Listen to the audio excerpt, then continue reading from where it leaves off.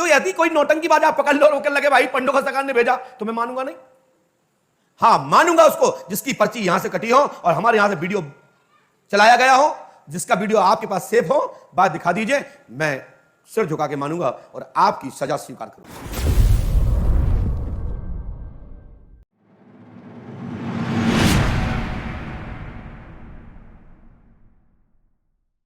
सभी भक्तों को जय माता दी। दोस्तों, मैं संजय बजाज भिवानी हरियाणा से एक वीडियो मैंने परसों वायरल किया था और आज एक वीडियो और बना रहा हूं। बहुत दुखी हूं मैं एक इंसान से। मेरे साथ तो जो हुआ सो हुआ, सिर्फ मैं ये चाहता हूं किसी और के साथ ऐसा ना हो। अरे श्रीमान गुरशरण जी उर्फ पंडोखर सरकार, कुछ तो शर्म करो। एक गरीब आदमी जिसके घर खाने के लिए रोटी नहीं है, दाने नहीं है, और तुम उसको वहां ये करवा दो, भंडारा करवा दो, तुम्हारा काम फलानी तारीख तक निश्चित हो जाएगा। ये बद्दुआएं गुरुशरण तुम्हें 7 जन्म तक नहीं छोड़ेंगी। तुम क्या कहते हो, मैं तुम्हें पीले चावल देता हूं। अरे लोग अपनी समस्या के लिए वहां पे आते हैं, कोई पीले चावल के देख के नहीं आते। बेचारे भूखे पेट रहते हैं। गद्दा देते हो तो 30 रुपए लेते हो, रहने के लिए जगह देते हो तो 100 रुपए लेते हो। और कल तो मैं हैरान हुआ, आपने क्या बोला, 22 तारीख को मैं दरबार में उनको बुलाऊंगा जिनके काम नहीं हुए। अरे गुरुशरण जी, याद है जब स्टेज पे मैंने कहा था कि आपने 10 फरवरी 22 मुखत बोल रहे हो, ये सामने 23 क्यों लिख दिया है? आपने क्या कहा था, सीधे पहुंचो सोनू महाराज के पास, डाटा स्मार्ट आउट गो। अरे ये बोलने का तरीका है? एक 90 साल के बंदे को तुम आउट गो बोल रहे हो? यही संस्कार दिए हैं तुम्हारे मां बाप ने, जो अपने मां बाप पर गर्व करते हो? शर्म आनी चाहिए तुम्हें। और कोई भी पर्ची बनाते हो, कोई भगत बेचारा बोलता है, महाराज 15 साल हो गए हैं, मुझे बच्चा नहीं हुआ। आप क्या बोलते हो, अगले साल तेरी बीवी गर्भ धारण करेगी और जुड़वा बच्चे को जन्म देगी। मैंने तो नहीं सुना कि आपके कहे अनुसार किसी के जुड़वा बच्चे हो गए हो। पहले जाओ पुष्पावती गंगा मैया पे 100 रुपए का सामान लो और उस पुष्पावती गंगा मैया के अंदर नहाओ जहां पर मरी हुई गाय और भैंस मैंने खुद तैरती हुई देखी है, जहां तुम्हारी वो लेडीज क्रांति वो भी मेरे साथ खड़ी थी, जो बोली कि पता नहीं कहां से आ गई है। उसके बाद ये फिर 100 रुपए का सामान लेके मंदिर में जाओ और मंदिर में जाके तुम्हारे वो पंडित, क्या नाम है जिसके मुंह पे चेचक के दाग हैं, जिसका बेटा आशु, उसको नारियल दो, अगरबत्ती दो, पूजा करवाओ। 10 रुपए जब रखेंगे ना, पता है क्या बोलता है, ये क्या बना रखा है 10 रुपए, 20 रुपए, 20 हजार रुपए की गाड़ियां करके आते हो, इतने हजारों रुपए तुम गुरुजी को दे के आते हो। शाम को गुरुजी हमें लड़ते हैं कि तुम्हारा 5000 रुपए का गल्ला भी नहीं उठता। हमें जवाब देना मुश्किल हो जाता है। उसने 50 रुपए, 100 रुपए कंपल्सरी कर दिए, जरूरी कर दिए। उसके बाद वहां से निकलो, तुम्हारे भवन के सामने कैंटीन है, 70 रुपए प्लेट। वाह! अगर हमने ये बोल दिया भाई थोड़ी सी सब्जी गरम तो दे दे, उसका जवाब पता क्या होता है? खानी है तो खा लो, वरना ये बाहर होटल है। शर्म आनी चाहिए ऐसे लोगों को। और तुम्हारे राजू खेर, सोनू, पंकज 24 घंटे मुंह में जर्दा डाल के घूमते हैं दरबार के अंदर। क्या वो नशा नहीं है? मुझे तो लगता है कि तुम भी नशा करके बैठते हो। गुरुशरण, मैं मानता हूं तुम्हारे पास भूतकाल बताने की शक्ति होगी, तुम भूत बता सकते हो, किसी का भूत निकाल सकते हो, लेकिन किसी का भविष्य नहीं बता सकते। अरे मैंने तो तुम्हें हनुमान जी का अवतार समझा था और तुमने तो शागिर्द पैदा कर दिए। ये मेरा शागिर्द, ये पर्चे बनाएगा, ये मेरा शागिर्द। तुमने तो हजारों हनुमान जी पैदा कर दिए। अरे तुम एक तांत्रिक हो, तांत्रिक। तुम्हारी जेब में एक 2000 का नोट है, पिछली जेब में मिलेगा, उसका नंबर ये होगा, तुम्हारा एटीएम कार्ड ये होगा, तुम्हारा अकाउंट नंबर ये होगा। अरे ये तांत्रिक के काम है, तांत्रिक के। ये भूतकाल है, भूतकाल। भूतकाल तांत्रिक बता सकता है। मजा तो तब है ना जब भविष्य बताओ। एक भी बात सच्ची हुई? मैंने पिछली एक पर्ची के अंदर तुम्हें बताया था कि तुमने मुझे जो वक्त दिया था 10 फरवरी 2022, उसके बाद तुमने क्या किया? मैंने मुकेश गुप्ता से बोला, मैंने कहा ये पर्ची है, सोनू महाराज के पास चले जाओ। सोनू महाराज के पास गए तो उसने पता है क्या कहा? इसमें जी आपकी नारियल बंधन लिखे हैं, 3 रामायण लिखी है, 3 हवन के पाठ लिखे हैं। अच्छा जी, उनका क्या करना है?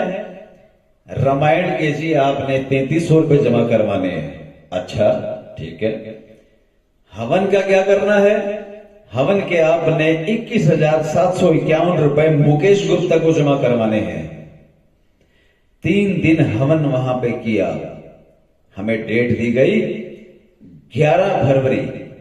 क्यों? वो हवन खत्म ही नहीं हो रहा, क्योंकि वो पैसा कमाने का धंधा है। और अब तो तुमने होटल भी बना लिए हैं जिसका नाम रख दिया गुरु प्रसाद। वो होटल है किसके? मिठाई की दुकान से प्रसाद लो तो वहां तुम्हारा हिस्सा, होटल में रहो तो तुम्हारा हिस्सा। अरे शर्म आनी चाहिए। गरीब आदमी, मेरे पास कम से कम कल से आज तक 2000 फोन आ चुके हैं जिनके पास सबूत है, और मेरे पास सबूत है हर चीज के। और मेरा समय समाप्त हो चुका है जो तुमने पर्चे में दिया था, और मेरा काम नहीं हुआ। अरे तुम तो चंबल के डाकू से भी बदतर निकले। वो कम से कम बोलते तो थे कि हम डाकू हैं। अब चंबल के अंदर डाकू खत्म हो गए और उन डाकुओं ने तुम्हारे जैसे बाबाओं का वेश धारण करके तांत्रिक बन के बैठ गए और अपने आप को हनुमान जी का अवतार मानते हो। अगर ऐसे सच्चे हो ना, जो अपने बाप का नाम बोलते हो कि मुझे हर जन्म में ऐसे मां बाप मिले, मुझे उनसे शिक्षा मिली है, मेरी मिठाई की दुकान थी, मैंने 2 शादियां की है, मैं तीसरी भी कर सकता हूं। अरे ऐसा तो मुझे तू कामदेव नहीं लगता।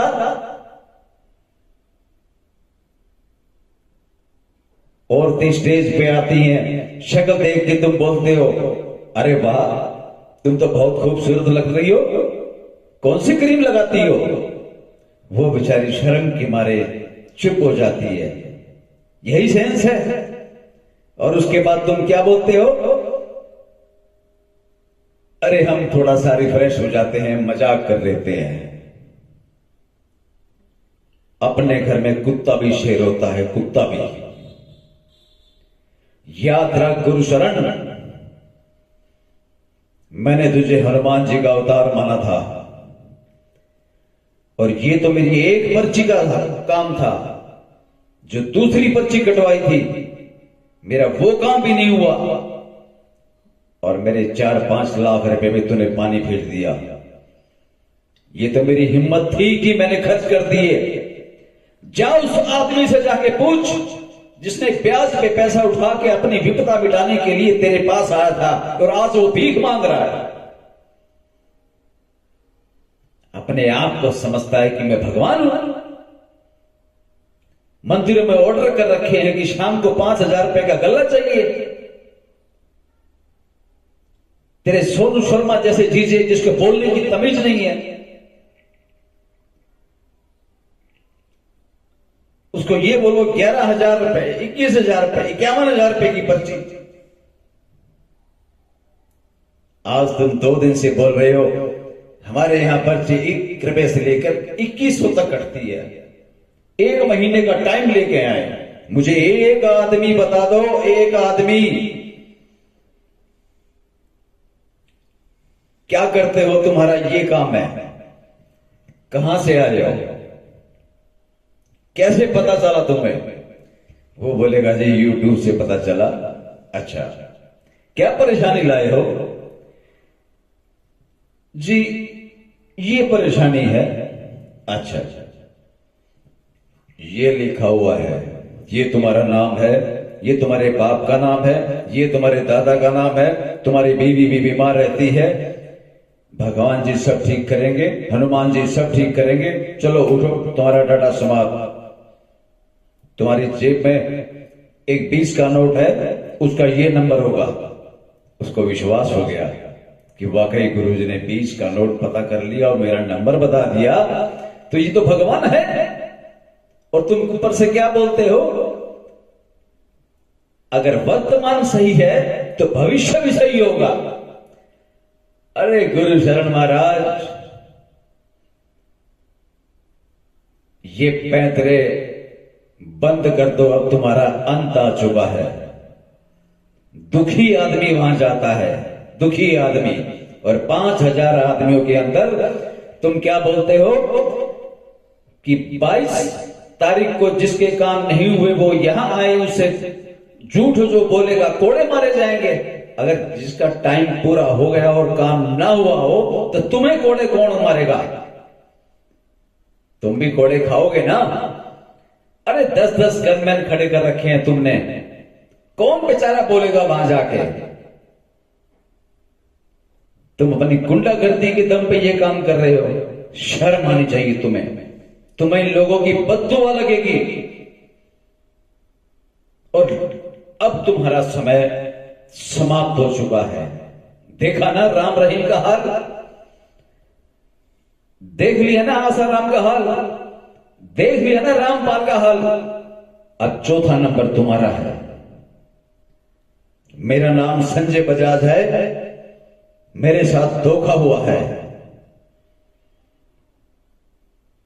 और तुम 10,000 आदमियों के अंदर, और मैं किसी के कहने पे ये बात नहीं बोल रहा, मैं अपना दुख बोल रहा हूं, अपना दुख। और जिसका काम नहीं हुआ, तुमने क्या जवाब दिया? मैं कोई भगवान थोड़ी हूं, मांस की जीभ है, फिसल जाती है। अरे तेरी तो मांस की जीभ फिसल गई, अगले की तो 2 लाख की खाट खड़ी हो गई। सुबह उठ के 500 रुपए की जलेबी बंटवा देना, 1000 रुपए का दूध बंटवा देना, ये करवा देना, वो करवा देने का हराम का पैसा देख लिया क्या? तेरे जैसे बंदे को कोई 500 रुपए की दिहाड़ी में भी ना रखे।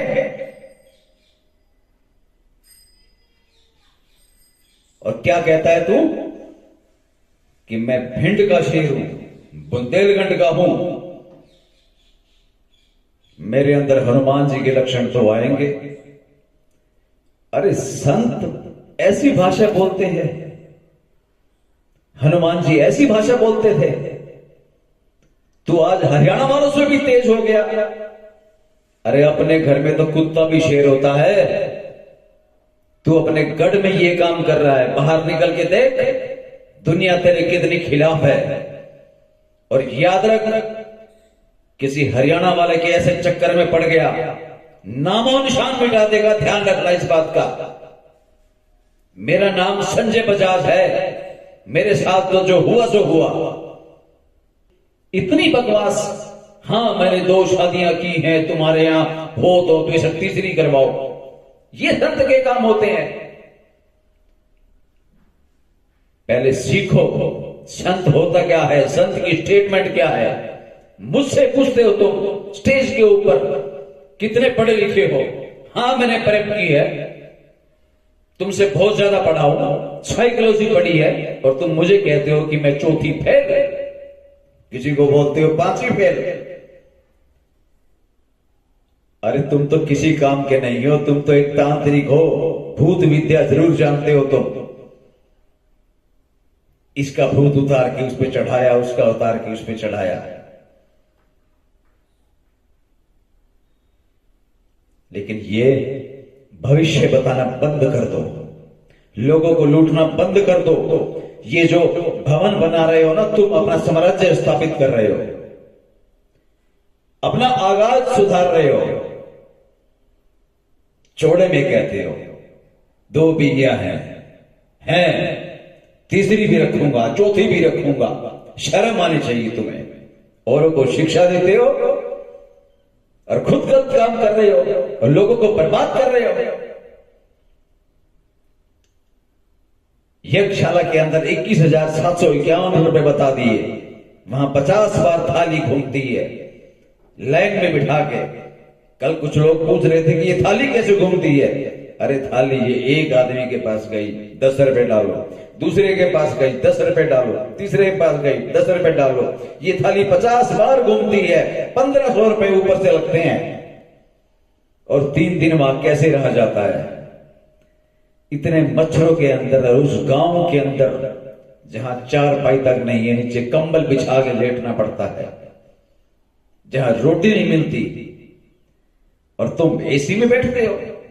किसकी बदौलत? मुझे विदेश जाने का न्योता मिलता है, मैं विदेश जाऊंगा, मैं ये करूंगा। यहां के लोगों को ठग लिया, अब विदेश जाने की तैयारी है। याद रख, गुरु शरण, और अब भी सुधर जा, अब भी सुधर जा। बस मैं इतनी बात कहूंगा, और आम पब्लिक से भी ये बात कहूंगा कि इस लुटेरे से सावधान। ये मध्य प्रदेश का डाकू रूप बदलकर अब गुरशरण बन के बैठा है। जय माता दी।